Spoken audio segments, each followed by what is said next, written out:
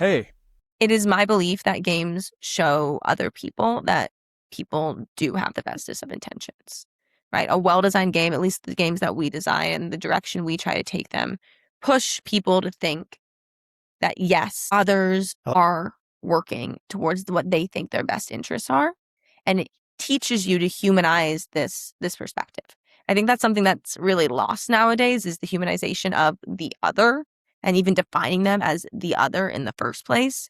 And so getting more people engaged in games, in my hope, is going to show the humanity that exists out there and is in everything we look at. We just don't always see. hey, welcome to Game Lair, where we explore the science of play and the quest of learning. I am your host, David Kolmer. Theme music by Caleb Willits. Welcome down to Game Lair. I play piano. I play chess. I play everything. I play games of my own invention. I'd like to move to the domain of play. How is building and maintaining a business similar to playing and winning a game? Season 2 delves into casting the business owner card, exploring the entrepreneurial play. Hello, Eleanor. Thank you so much for taking time out of your busy schedule today. I really appreciate your time. Of course, I'm so excited to be here. Yeah. So how's the day going for you so far? You said you're back at home. You're back in D.C., got your Duke picture behind you. Yeah. Day's going pretty well. Good. My team is in person here today, and I baked them a lime cake yesterday, a lime loaf cake. So I'm really excited for after this. I'm going to eat that. So that sounds brilliant. Really Can you tell me more about this lime cake? I really want to hear about that. I'm a foodie. Yeah. No. So for the 4th of July, which was like almost a month ago now, like 2-3 weeks ago, I got a bunch of key limes. I make key lime pie, and I did not know how much juice key limes produce. So I also got a bunch of limes just in case. And so I had like 40 extra limes in my fridge. Nice. Not exaggerating. And I didn't know what to do with it. 40. Yeah, like 40. Okay. That's a lot. And so I squeezed all of them while watching Jeopardy. And I said, what can I make with this? And I found on the internet lime loaf, which is like lemon pound cake, but it's lime pound cake. It's very similar. That sounds really good. Yeah. Yeah, I'm really excited. Delicious. It was good. I had it last night for dinner. Good. And now you're going to have key lime for lunch. Yeah, that's exactly what I'm going to do. I had like I'm on board. Lime. Yeah, I had lime loaf cake and like 2 scrambled eggs. And it was perfect. Okay. It's like all you need. Oh, that's fantastic. That sounds really good. I just had an omelet, like a Thai omelet with a bunch of cut up broccoli and carrots and Thai. Really yeah, because you lived in Thailand for a while, yeah? I did, yeah. And I think it's like we grow all these Thai herbs around our house, and they grow really well in Missouri. So it works out. You know, it's seasonal. In Thailand, it's going to be like a perennial, they say, right? In the States, it'll be more like an annual. So you got to start over every year. But a lot of them, the seeds drop and they come back next year. So not a perennial, but then also it just keeps happening. So that's so lovely to have like fresh herbs growing around. It's not bad. Living the dream, right? You know, on the lime thing too, I have an idea for that. So I got into fasting for a while, intermittent fasting. Okay. What I do with the lemons, I know that sounds kind of scary, but I'll drop a whole lemon in the blender with some like stevia, like the sweetener, and just blend that up and drink it. And it doesn't sound good, but it fills you up and it just makes you feel great. I did that this morning. It's just kind of interesting. Hey, Dave here. You might wonder why I'm talking about drinking lemons in a blender. It's related to intermittent fasting, or more specifically, how to break a fast. Why am I interested in intermittent fasting? Well, losing weight is kind of cool, but there's also this new research around something called autophagy or autophagy, which is Greek for self is auto and phagy is eating. Autophagy is a normal cellular recycling process that breaks down damaged proteins and worn out cell parts. Fasting can stimulate it by reducing nutrient and insulin signaling and shifting cells toward energy conservation pathways. Animal and laboratory evidence strongly supports this link, and early human studies are suggestive at best. But scientists have not established a reliable fasting duration or proven broad health benefits. specifically from triggering autophagy. So intermittent fasting should not be viewed as a guaranteed cellular cleanse strategy, but it probably couldn't hurt. All I know is broken RNA and broken DNA, those things lead to cancer. So if I can lose weight and clean out my body at the same time and feel way better and lighter on my feet, hook me up with 20-hour fasting once a week or once a month, and I'm on Dave's Happy Bus. Interesting. No, I have a belief that we all intermittent fast. It's called sleep. And so Correct. And that's why we in the morning have a break fast, right? So yeah, exactly. I'm with you. We do there that. You go. Yeah. That's the only way I can do it is like eat an early dinner and then skip breakfast. Otherwise, yeah. I want to start, let's just start the show right there. Where are you from? So you come from, is that South Carolina? Am I right? Am I close? Yeah, I'm from South Carolina originally. I grew up in Charleston. Okay. It's like in a smaller area, like in I've been Charleston there. County, but not Charleston proper. That's a nice town. Yeah. Yeah, no, it is super lovely. fun. So I grew up like surrounded by good Southern food, real appreciation of the outdoors, and my entire family are very like politically active and very like civil engagement focused. So I grew up with that being a really important part of my life. I'm really lucky. And for that seems to still be, right? You're very engaged in getting people out to vote, right? That's a big thing for you, I think, right? Yeah, no. So like back in the day, it was crazy for anyone who is listening. I met with Dave prior to this chat, and I had a lot on my LinkedIn, and he went and read all of it. And I was like, wow, I really do have a lot of things on there. And one of them is that I was really involved in Get Out the Vote and just nonpartisan voting engagement. And during the 2020 election, so during the primaries, I served as absentee ballot clerk in South Carolina, where I got to see and deal with hand in hand kind of how you engage in absentee ballot and what that looks like. I stayed late on election night because my mom told me never do anything half. You always stay late. And so the shift ended, and it was COVID. I had nothing to do because it was 2020 and I had nothing to do. And so I stayed late till 10 p.m. and then they offered me a job. So I worked there the whole summer. Cool. That's great. That's what happens when you hang around, right? You end up getting a job. So yeah, honestly, you just put yourself out there and you engage awesome. A little more. 100%.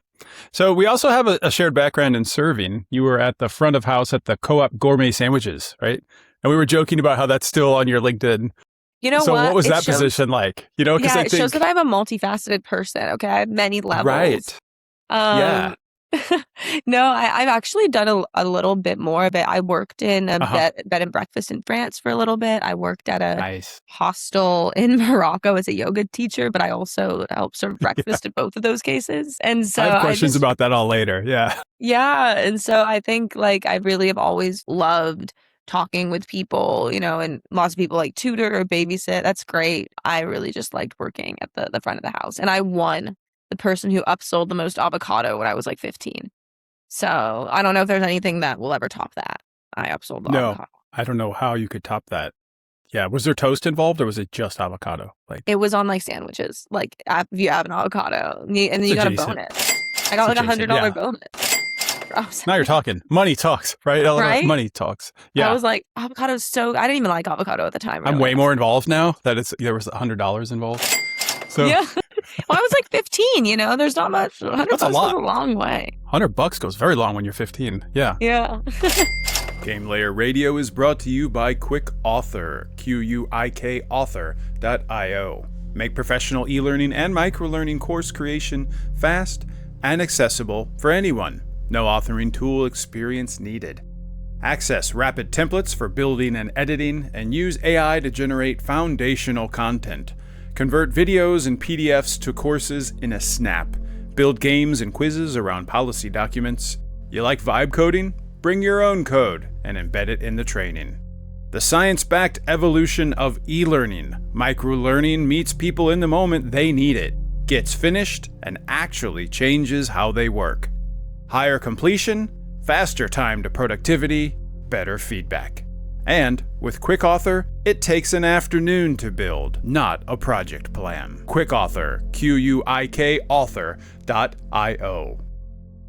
I want to hear about your love of writing. Really want to hear about your interest in writing. You mentioned that, and it was almost off the cuff, but What got you into writing, or when did you discover that you love that, or that's something you like? Yeah, I'm a big believer of art in any form, and writing is kind of the most accessible version for me right now. I grew up doing a lot of theater. I'm a very Oh, theatrical person. I think, hey, same. Cool. yeah. I Yeah. think people who do theater as kids transition more broadly into like engage like active facilitation, lots of simulations. If you look at especially the women who are involved in simulations, a lot of them have theater backgrounds because I think you do have to really put yourself out there, and theater prepares you Okay. for that. And writing is another version, and or in my opinion, Yep. a form of art expression. I have no drawing or artistic capabilities like that, but I've always loved writing, and I was not very good at it. And then when I was like 15 also, I told my mom, which is a long time ago. We'll talk about my teenage years. But I told my mom, I was like, I need a writing tutor. Someone needs to make me better. And so for an entire Cool. year, I would write essays every week to try to get better at Yeah. writing. And she would mark it up, and my mom would mark it up. Wow. So Yeah. that's like me going to piano lessons every week or something. You were serious, right? Yeah, Like you. I actually would go from piano lessons to my writing teach tutor That's as awesome. well. I have a speckled past with writing. So it's kind of why it's interesting to me because I can't spell. I've always tried really hard to spell. It's always been really important to me and I can't do it. I just am awful. So I think there's like this speckled past for me with writing. And more recently, I've really gotten into it and it's fun to write. So I was just curious. And I'd like to kind of connect that to your work overall because I think, do you feel that the writing connects to you creating war games? Right? It seems like you alluded to that. Do you want to? Yeah.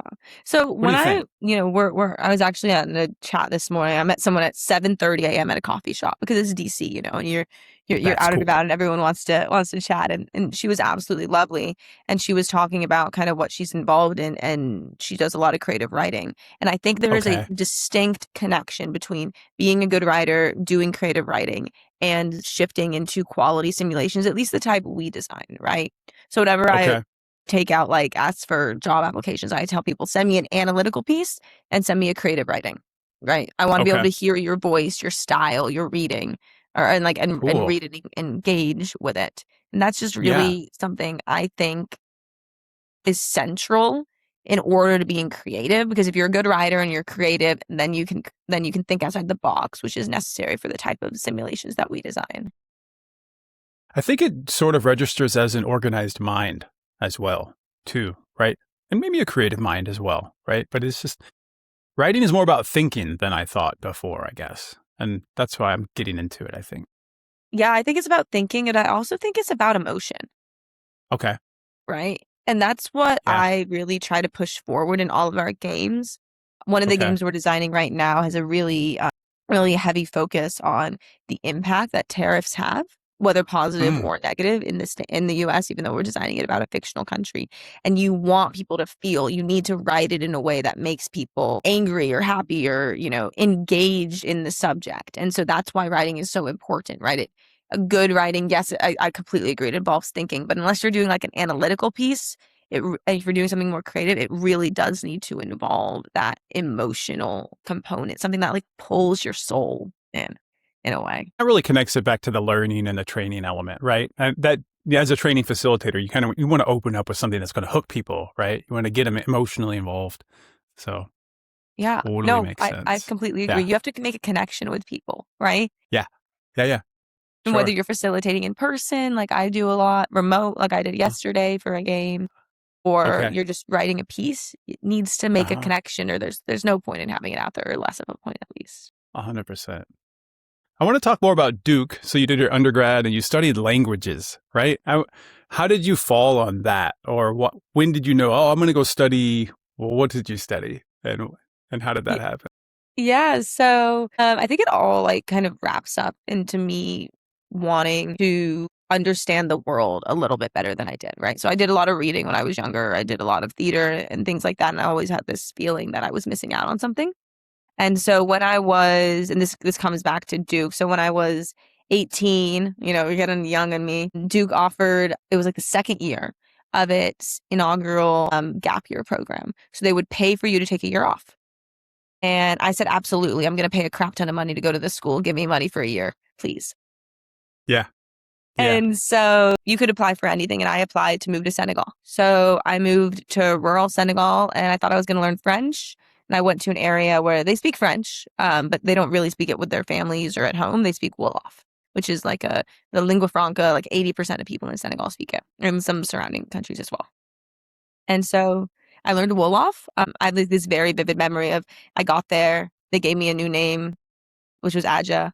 And then like I walked out with my notebook and like I like just pointed at things and was like, give me words, and like tried to Yeah. write them in like transliteration version of it. Yeah. Yeah, like a transliteration version of what we were putting together. Sorry, we'll pause because I forgot to put my thing on Do Not Disturb, so I got the ping. It's through. all good. It's on D&D No, now. it's the real world. I like it. It's I know texture. it's the real world. It's texture. Yeah. We're here. We're alive. Yeah. We're live, yeah. But it's the what I was saying was I got to Senegal and I went outside and I had just people trying to show me new words, right, and try to like collaborate and engage. And when I got back to the States, I wanted to get more involved in that language. At Duke, actually, one of the Arabic teachers was originally from Senegal, which was just a coincidence. That was amazing. His name is Bailo. He's absolutely amazing. And I started taking Arabic classes with him. I would speak Wolof with him occasionally. Cool. And he was really, integral in me developing into the language capabilities I have and becoming an Arabic major at Duke and studying Northwest Africa and working for him on a journal about researching Africa and publications and things like that. And it was kind of the beginning of this love of languages and more engagement too. So could you speak a few things in Wolof? Because before last week, I hadn't even heard of this language. And now you're explaining it. Can I put you on the spot? Yeah. Can you say, like, hey, how's it going? Or... Nagadef, magnifique, rek, not rek. Sorry, I have like two different versions. And so the problem is Wolof sounds very similar in some areas to Darija, which is a language that I learned in Morocco. But you say, anytime you're talking to someone, you say Nagadef, which is how are you? And you say magnifique or magnifirek, which is like I'm good or I'm only good. Magnifique. It's kind of French. Yeah. Yeah. Magni. It's more like magnifi, like I am here. That's like what it literally means, really. Wow. Thank you for listening to Game Layer. Please be sure to like, subscribe, and especially review wherever you found us. This keeps us in the charts and helps other learners find us as well. If you got something out of an episode, please be sure to share it with someone who you think will like it. And then I would say like Ajalatodu, which is like my name's Eleanor. Okay. Or my name's Aja, which is what I went by. Yeah. But I usually tell people like Fatina sama Wolof, which is like I really want to talk in Wolof, but I really can't because I've forgotten it. Which is what I learned in Japanese. Which is the line I tell everyone. 日本語はできません. Yeah, it's like 私は日本語学生. Yeah, I'm a Japanese student. Just go easy on me. Yeah. Yeah, I don't speak any Japanese. So I got none of that. But it's like a more in your throat language. So it's like cool. Like wow, I like how I think it's fun. At least it's like back here. I mean, it's I just not what I exaggerated expected. how you say it. It almost does sound a little more French. Yeah. Yeah. I also I went back and studied Wolof in French. So like it was like I went back the next year and my teacher didn't really speak English. So I studied Wolof in French. So that's really cool. That's awesome. It's fun. I love language. If I ever go back to school, I want to talk about how the language we learn shapes the way we think. Yeah, it 100% does. There's actually a lot of studies on this. Yeah, right. I haven't just dug into them or anything, but I really want to read more about this concept because learning like Thai, I lived in Thailand 7 years and learned Thai, and it literally, the language actually programs them into that culture. Does that come up in your work at all is what I'm leading up to, right? It seems like it would.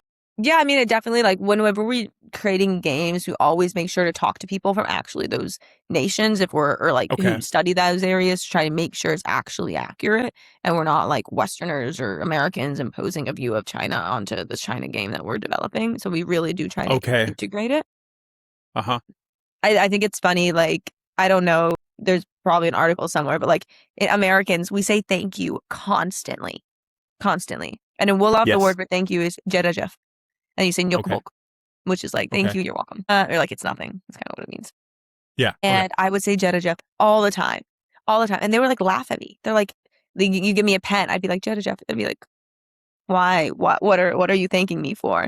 So it's interesting. Like, I was just like, oh, it's just like they'd be like a laugh thing. I don't know if that was, I think That's people funny. make generalizations too much about like entire areas. But like at least Yeah. where I was living in Senegal, I thought that was hysterical. How I would just like say thank you about everything. You open the door, you like move a little, you do things like that. They Yeah. thought it was funny that I would do such. The same thing happened to me in German. When I was learning German, I would say ich liebe all the time, like I love. Yeah. And the lady was like, you can't love playing piano. We don't do that in Germany. You know, it's just kind of like this realization that we do say that a lot in America, right? We're like, I love going to the gym. It's like, It's you like an love it? exaggeration, kind of. I was Yes. in the UK Yes. running like a NATO game Okay. a few weeks ago, and I was out in Oxford, and I was like, I was on a tour because I had like a day off, and I was like, oh, it's a gorgeous day, and the tour guide went, oh, what an American, it's a fine day, which I thought was funny. That is funny. Yeah, the English give me the most trouble for how I talk. So I can relate Yeah. to that. Yeah. So it's even what I'm saying is like it's very localized, you know, the way we Yes. speak, the way we engage, and that's Colloquialisms. passed down from generation to generation. I guess what I'm getting at is you have to be sensitive to the culture, right? And I think you kind of articulated that pretty well. So you keep bringing up these war games, right? What are war games? We keep kind of dancing around the subject, right? Yeah. What is a war game? So a war Gotcha. game, we call them, so war games and simulations are similar but different, right? Okay. So I run both, right? War games are, I would say simulations are a type of war game and war games are a type of simulation, but they are, the types I do at least, are role-playing exercises to train you for future events or engagements or to do analysis or to prepare you for something that hasn't happened yet.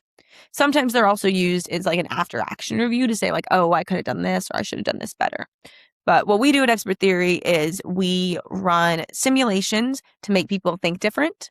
And we're trying to democratize access to this style of learning, to this style of training and engagement. And we have a platform called Providence that we use in order to do so. And so we'll run simulations on there for just a wide variety of people from like government to universities to businesses and everything in between in order to have them train their people better and faster in a honestly really affordable way. That's interesting. So how would you go about getting a contract, or how would someone contact this entity you just mentioned, Expert Theory? Yeah, so people usually reach out to us over our website. So it's experttheory.com. Okay. And we also, people reach out to me over LinkedIn. I'm Eleanor Ross, if anyone's listening. But a lot of it is by word of mouth, right? So I'm really involved in the Yeah. simulation and wargaming community at this point. And so people have heard about the platform. People are moving towards AI methodology or AI powered platforms with humans at the center. And our platform is, I would say, one of, if not the top one out there for that in a matrix style role playing game, as opposed to a kinetic traditional tabletop style. You had used a phrase similar to that. I think it was kinetic side of war. Is that different, or is that the same thing? Yeah. So kinetic is armed conflict that uses lethal force or some type of force or traditional weaponry or visual destruction. That is what war games have been previously focused on, right? So there's usually a map of some sort on a board. They're hexes, which are like little shapes of some sort, literally like hexagons often. Sure. And Sure. people are moving items on a board. That is a traditional style of war game. It usually mirrors or shows ships moving, guns going off, battle formation, honestly, relatively speaking. That is not what I do, right? My background is not military. My background is much more research-based, engagement-based, language-based, as I talked about. And so what we focus on is the non-war side of war, right? That's not even true. The non-kinetic side of war. So the non-shooting, the non-boats moving, the narrative warfare, the diplomacy that's needed. We even do like PMISI, which is often used in military intelligence as a lens to talk about like behavior and resilience. It stands for political, military, economic, social, information, and infrastructure. So PMISI. And then there's like two other ones, PT. But the idea is that we can show that through talking and discussion. And so it can be an addition or a complement to any of those more kinetic military games as well. Okay. So a lot to do with diplomacy. That was a theme that we had gotten to before. Yeah. Something I was thinking about just this morning. What about the concept of maybe demonizing other nations or groups of people into sort of like a non-human or even an animal entity. Does that ever come up, or does that topic ever relate to what you're doing, or is it more high level, do you think? So we try to humanize and make every game we run tangible. That's one of the Okay. benefits of our system. So people have Okay. names, people have backgrounds, people have stories. People even like, let's say, I'm an American. We're, writ large, we say like China is one of America's enemies, right? Or like America's forces, negative forces, right? I'm trying to up the caliber of American capabilities on a national security level. That doesn't mean China, I'm going to represent them negatively, because I promise you the Chinese people in the military don't think they're bad people. They think they're good people doing good things, just like the people in the American military or in American companies think they're good people doing good things. And there is some of truth in both of those Right. situations. And that's what we I really love want that. to mirror. And that's what's different about the style of games we do, is they really do Okay. hone in on the person and the understanding, because you get that level of understanding and their like the language kind of, right? How they've been trained in it, how they've been Yeah, raised generationally to believe that. sure. Then you're Yeah. able to engage with them better when you are negotiating, doing diplomacy, doing track two diplomacy, having just discussions, generally speaking, in public at forums, or doing business transactions, or in the event of military engagement, actual military engagement too. Mhm. Well, that's helpful. That's interesting. It sounds like it was a relevant question. I wasn't sure if it was going to connect to what you do at all, but it sounds like it's almost core to your brand, right? Yeah, And it's it core to my almost, identity, really, honestly. yeah. Now, that was kind of where I want to move next is what's your personal interest in this? It seems like you are very personally motivated to be doing this work. And I'd like to hear a little bit more about that. I'd like to hear about the why. Like, how did you get into this and why does it seems to feed you, right? Yeah, I think Yeah.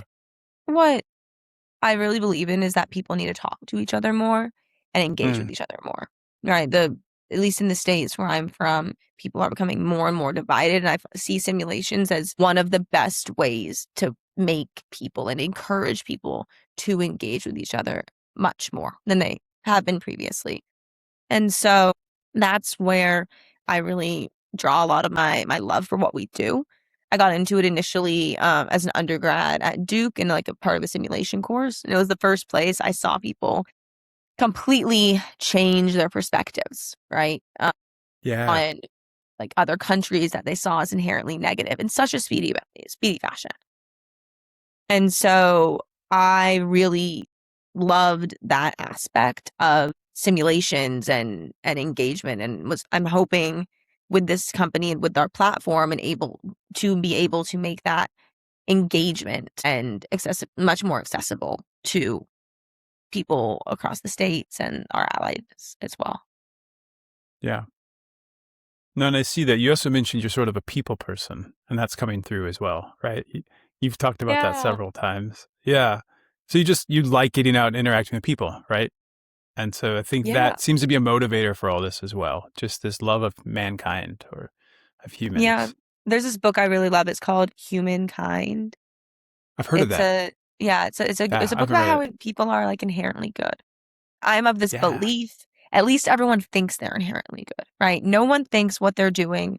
Okay, very few people think what they're doing is evil. And everyone has reasons for what they are doing. And I think the book doesn't really get into that perspective of it, but I think if we approach the world from a much more giving and open-minded type of way, not only will we be happier, but we'll engage more positively with each other, which is something I think we're missing. And I hope that our simulations are pushing people towards, right? We try to bring people into these games that have different opinions because A, you learn more from other people who don't think the same as you, and B, it's just good to have more connections, honestly.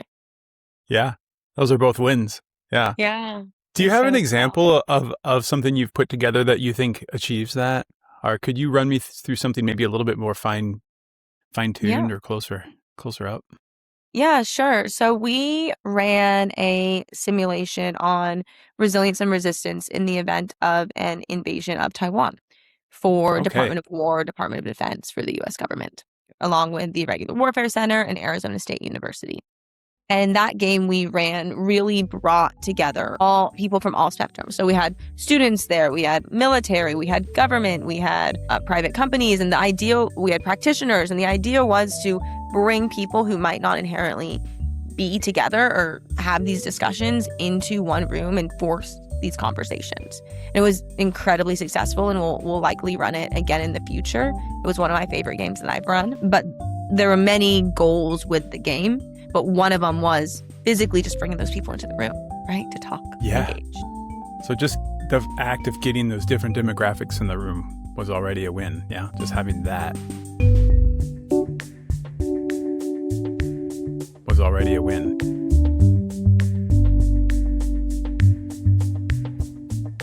Was already a win. Yeah.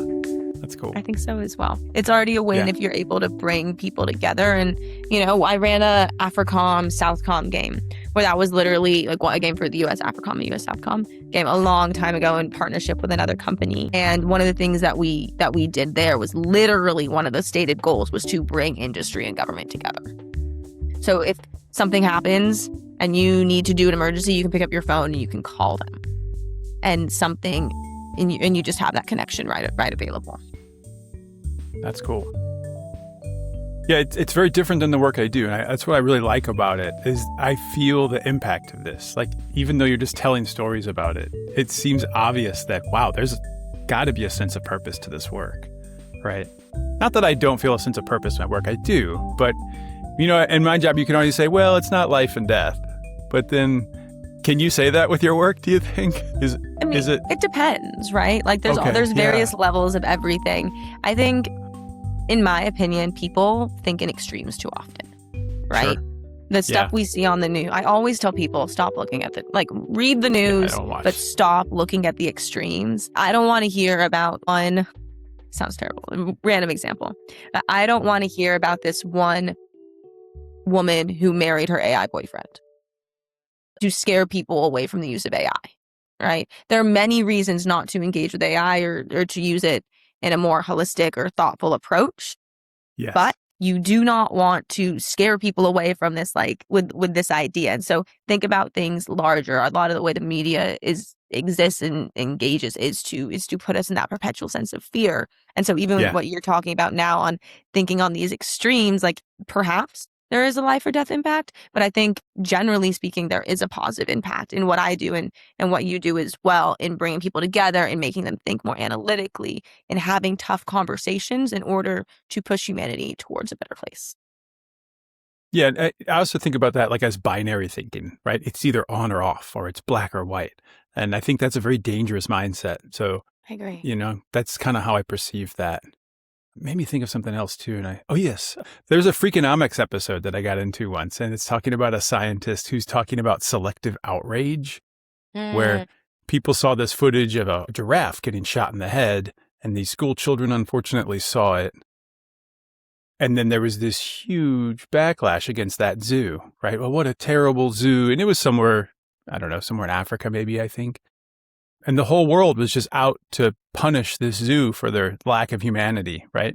And then the whole other side of the story is the zoo knew that this giraffe was sick and it was in pain and they were putting it out of its misery. And yeah, it's unfortunate some kids saw it.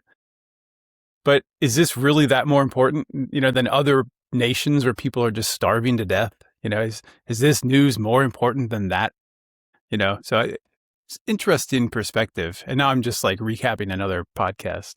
But right? Does that resonate with you at all, this concept of selective outrage where we just we look at a guy marrying an AI bot and now we're all getting mad, right? Yeah. I think it kind of goes back to what I was saying earlier, right? Okay. The idea that you see what you are given and what you want to see in some aspects, right? So I think personal biases often permeate what we do and what we learn. And one of the things games do well is they can, if done correctly, right, they can unseat those biases that exist.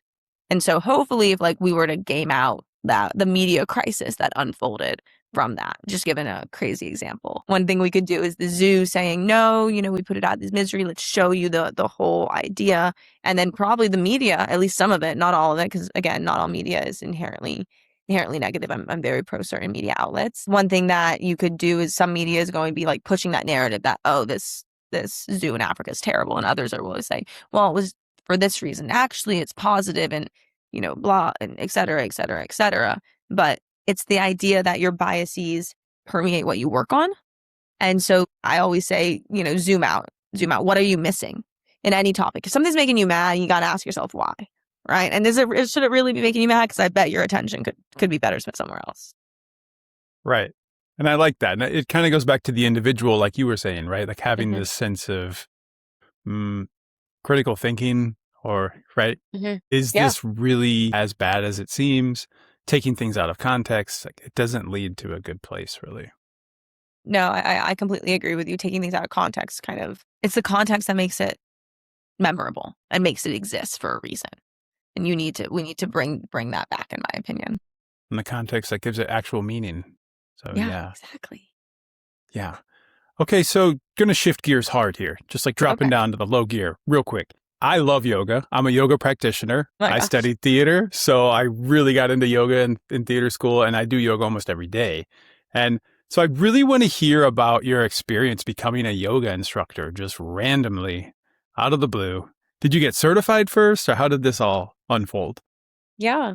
So I decided to get certified. I think it was my sophomore year when I was an undergrad at Duke. They had a program at this place called Yoga Off East, which is like Off East campus, which is the freshman side of campus at Duke.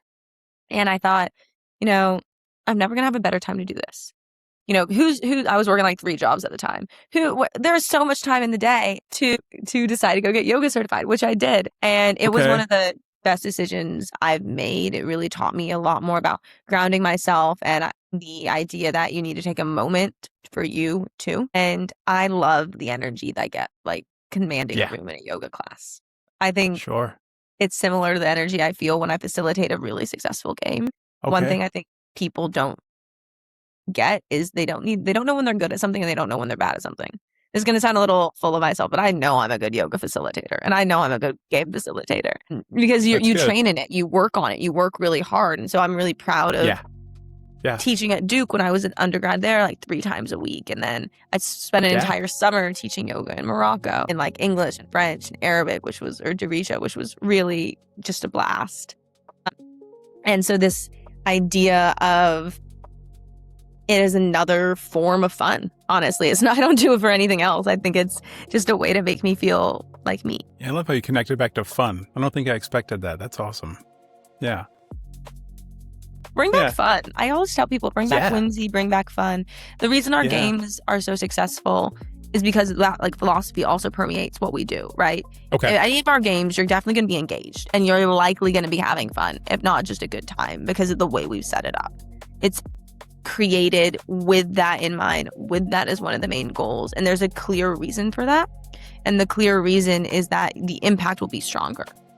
And also it's more fun for us, right? Like my team, everyone who I work with, if you're having a good time, you're more likely to want to stay at a company and continue it, but feel the impact you're having because you can see it on their faces. And so I think I'm of the belief that we really do need to bring back whimsy and fun in our work, at least the outlook we have, and in our hobbies too. Yeah. There's a podcast that I heard long ago on NPR, and I've been looking for it for maybe 5 or 10 years. And it was about a scientist who's done research on this. And when you're having a good time, those memories are encoded much stronger in the mind, right? Those synapses are really, really powerful.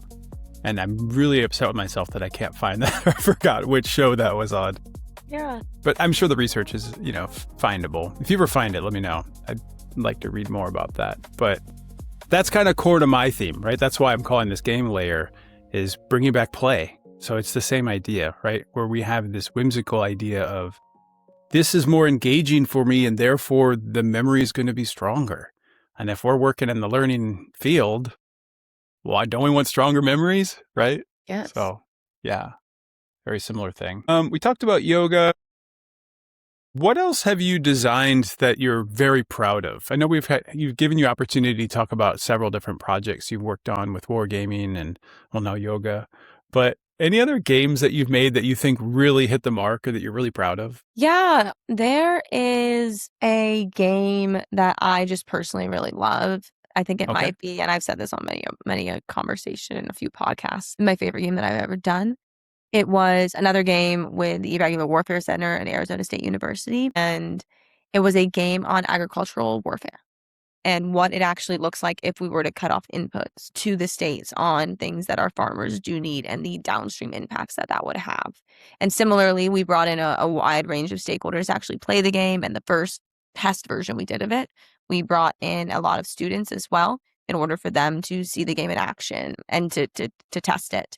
And it really is a game that hits close to home. I don't know why I'm not like, I don't have family who owns a farm, or I don't own a farm myself. But I think the idea of making the local impacts of something feel tangible is really near and dear to me. I grew up really engaged and still am really engaged in at least learning about what's happening in like local politics and local events that are going on. I think often in games that's forgotten. And so in this game that we designed, we really made it important for people to feel the impacts. Even in this game, we had role players who would go in and explain like they're going to have to kill all their cows because they can't get the feed in time. We had people go in and say that and cry and be upset. And including that local level really, really, I feel like made me feel that we were having a stronger impact in the sector writ large when we were actually designing it. So the people that were killing their cows, are these people that were on your team or were these participants in the game? So for that, we had someone on our team go in and role play and be like, if y'all don't figure this Okay. out, we're going to That's have what it to, sounded like. do a culling. Yeah. Okay. I get it. So that was kind of setting the narrative of the whole situation in a way. Yep, exactly. And making it feel tangible and real, right? Maybe Yeah. not fun, but definitely engaging. Fun's a relative term, you know? Fun's relative, maybe you're yeah. right. Maybe you're a nihilist. Who knows? Perhaps. Yeah. Who knows? Who knows? You might be up for that. Yeah. I kind of want to hear more about the logistics. So like you've clearly defined the problem. And then how did the learners go about solving this problem? Or what were the game mechanics they had to move through to make that solution a reality? Yeah.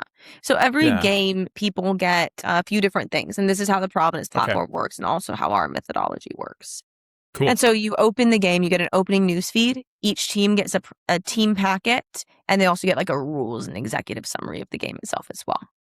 Then for each turn, so each time that there's new information, you get a new newsfeed and you get private intelligence memos that tell you what's going on in the world. You then, in response to those memos or role players we send in physically or breaking news injects we send in, you submit moves that update the world itself. And so depending on the style of game, we either do 0-turn gameplay where it's continuous. There's no turns, there's no breaks for adjudication, which students and practitioners really love. Yeah. Or we do, which is awesome. Or we do, in our more analytical games, we'll have like short breaks for us to make those changes for the next turn and prep things. And usually in those breaks, we'll have expert discussions, period. I think I read something about this on LinkedIn. I believe it was from you about creating those responses and having like realistic looking media populate for the, was that you? That I think it was. We do a lot of work on, we talk on LinkedIn a ton, honestly. Yeah. And some of the things we talk about are definitely doing the social media that looks like social media. And as Peter Perla, who's kind of like one of the grandfathers of wargaming, says, you want to suspend reality as much as possible. And by making media look real, is the way you can do it. Yeah, in theater we call that the suspension of disbelief, right? Like making it feel like you're in this world. That's cool. Yeah. Wow. Connecting some dots there for me. That's really cool. I'm so glad. There's such a craft to it too, right? There's such a cool nature of, I don't know, it feels like a really cool movie, but then you're just doing it, right? You're just creating these things in real time. These artifacts, really, right? Learning artifacts. That's fantastic. Anything else you want to say on that? Because I just want to hear more about it. Like, it just sounds fun. Like, honestly, I think that's when, it gets back to the writing that we were talking about earlier, right? Got so you.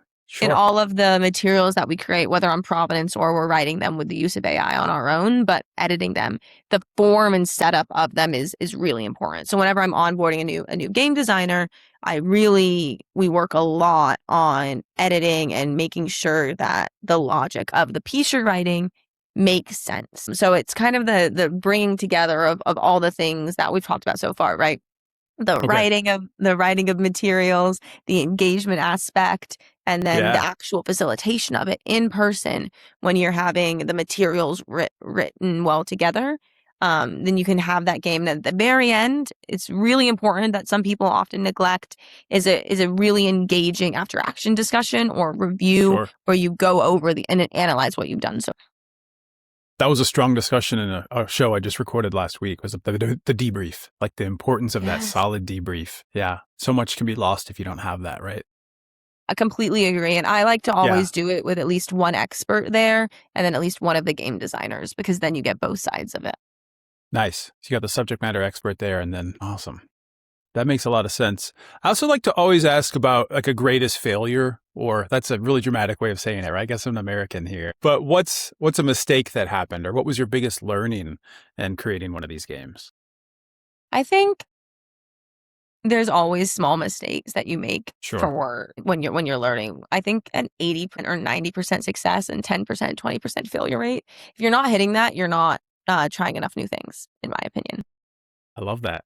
And Yeah. one of our earlier game fails, I think, was when we were just doing new iterations on Providence, right? So when we're doing new games and sometimes the tech goes down for a little bit. So we were running one game and one of our third party partners, their tech like they just went down. I don't know why. I'm not a techie on our team.